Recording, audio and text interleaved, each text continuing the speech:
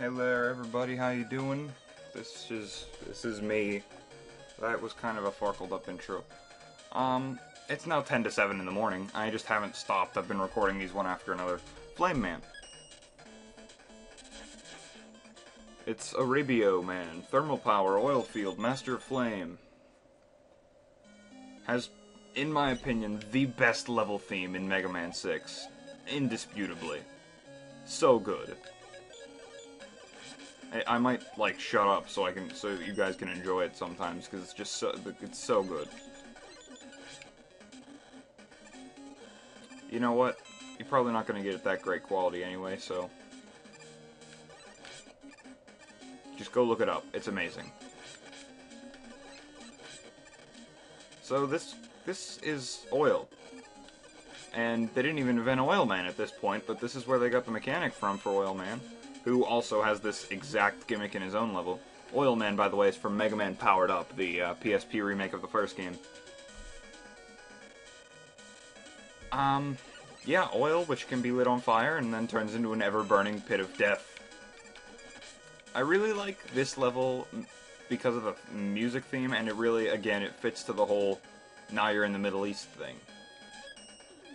Most of these levels really seem to fit along with the geographic regions that the Robot Masters are from, and I like that a lot. And the music for this one even sounds particularly Eastern, which again I like. I like it a lot. I don't know how much I can express that to you. You might remember these guys from Stage, and this is why they're more useful here. If you knock them into the oil, they become floaters, which you can use to traverse the oil when it becomes on fire. Yeah, oh, and they change directions depending on which way you're facing. Did not know that. Do. Don't shoot at me. I'm gonna use you as a boat. You know what? I'm just gonna keep normal equipped. Go! Light it on fire. See? Still safe. Safe and or sound.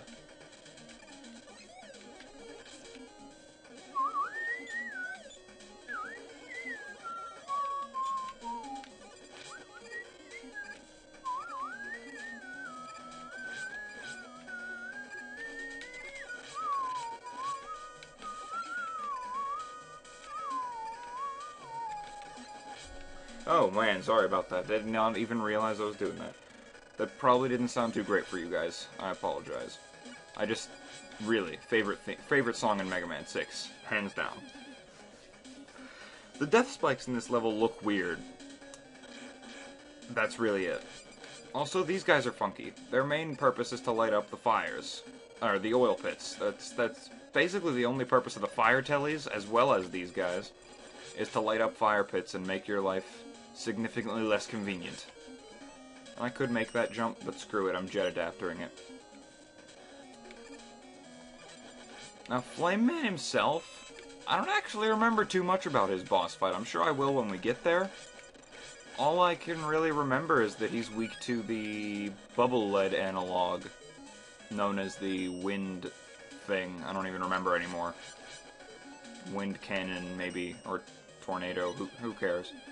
The bubble lead. The wind bubble. That's what it is now known as.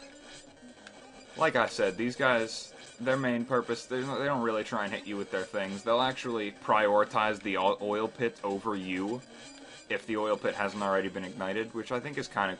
It's interesting that they added that feature in, that they prioritize the oil pits. But yeah. Fireman already. Normal and Windstorm, that's what it's called.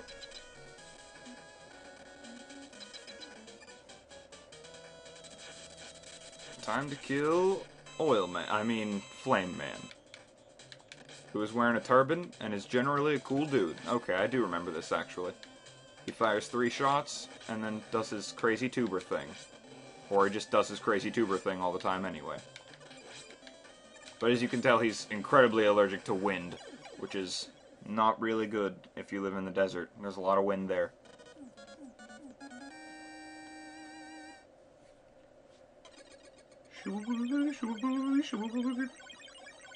I think I've done that one episode too many, which is 2.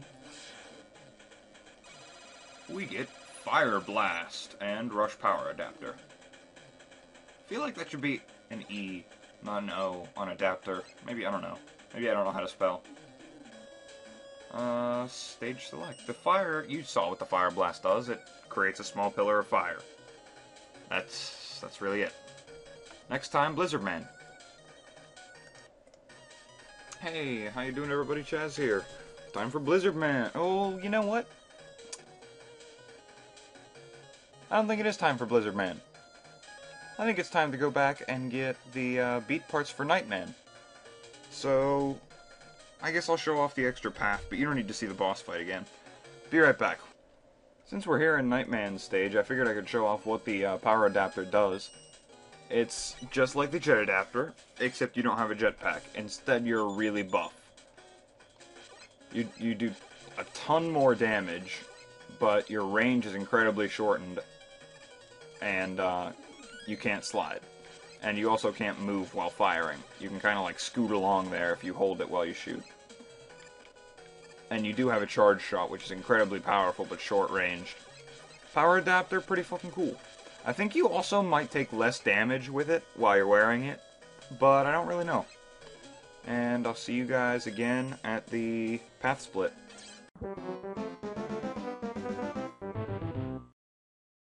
There we go. Back at the character select, and we have the beat A parts, which means we have beat completely. Now I guess we should get the energy thing from Tomahawk Man's level. Be right back again. Here we are. And yes, there is a color scheme change. It's just very subtle. It was much more noticeable up top where that sunset is and the jet exclusive part, because the sunset was a lot yellower. And Jesus Christ, you need to be balls on the edge here.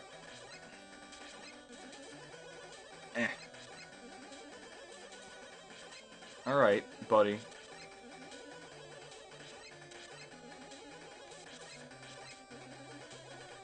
Okay, jeez. Whew, you really need to be on the edge there. That was making me nervous. Thought I was going to fall into the spikes. Hey bro, Proto Man here, so what's up? I got 8 of my buddies built for messing you up. But who cares? I wish I did, but you just gave me the other energy balancer. I'm sure you should know what that does if you played a Mega Man game before, but if you don't, what it does is, if you have used a Robot Master, we'll try and exemplify it with the Fire Blast. Good. Good. You gonna drop ammo? Probably not. Well, alright, see if, say you use some Robot Master weapons, and you need ammo, but you're not using the weapon you need ammo for. You can just pick up the thing and it'll automatically fill whatever your lowest ammo weapon is. That comes real handy in the Wily stages. I should say Mr. X stages, or Fortress stages, or whatever. Anyway, yeah, now we have all the secondary collectibles. Time to go after Blizzard Man. Let me check the time. Professionalism. We got plenty of time.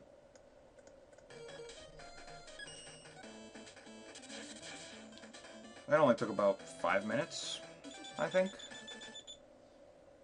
I don't remember what I just read. Blizzard Man, another one of my... I really like this level too. They did a good job of making it feel like Blizzard. And they also... It doesn't exactly remind me of Canada. I don't think there are, you know, enormous walrus seal things in Canada. But you know, there might be. I don't know, I've never been to Canada. That's not true. I've been to Niagara Falls twice.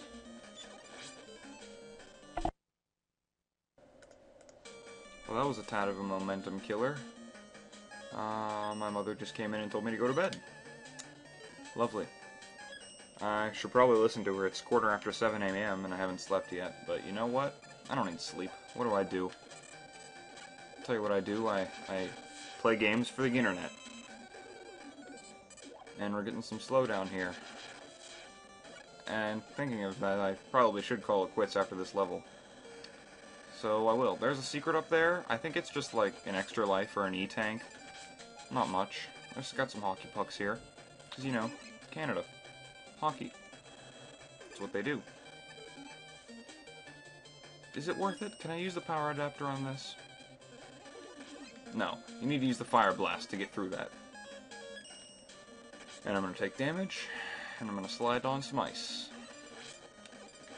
If my commentary is substandard after that random interruption, blame my mother. Also, I'm getting a lot of lag right now for some reason. I'm not exactly sure why. Maybe it's just my imagination. Punch. I did not know there was health there. All I saw was the cracks. Hockey pucks, you are dumb. Oh, they're not even hockey. They're like curling irons. Except they're not irons. Curling pucks, I think. Squid Adler again. He seems to be the favorite mid-boss. The only mid-boss in this game, actually, as far as I'm aware.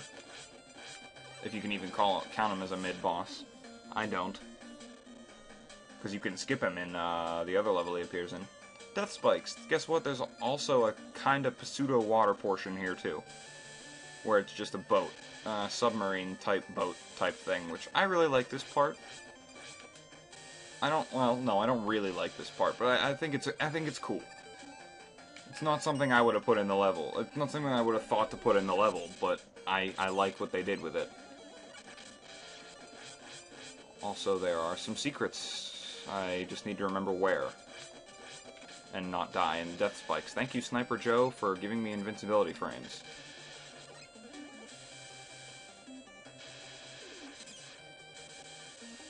Health and an E-tank, which, can we even carry any? Nope, we have the max. And we've had the max since Tomahawk Man's level, so I don't know how many have went to waste, but oh well. Throw on the jet adapter, because that's a lot more mobile.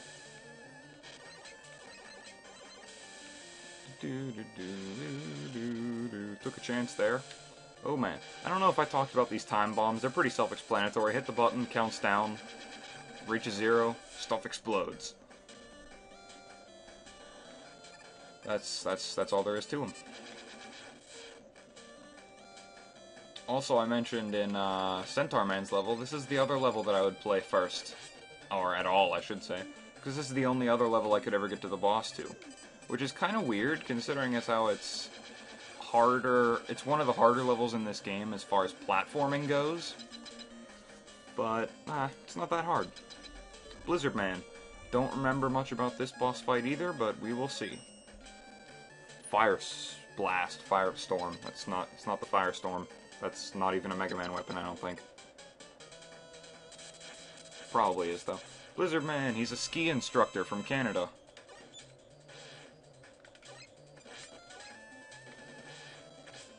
And he's kind of hard to hit.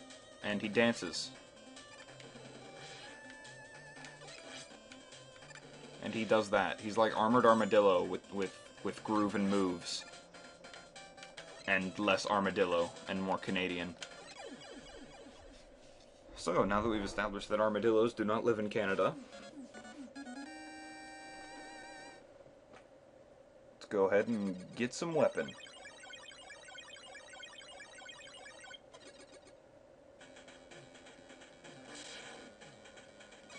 You get Blizzard Attack. Also, that's the last time we're going to get shot in the face by Mega Man, just saying. It's a scatter shot. It's pretty self-explanatory. It's unique, but not really that practical.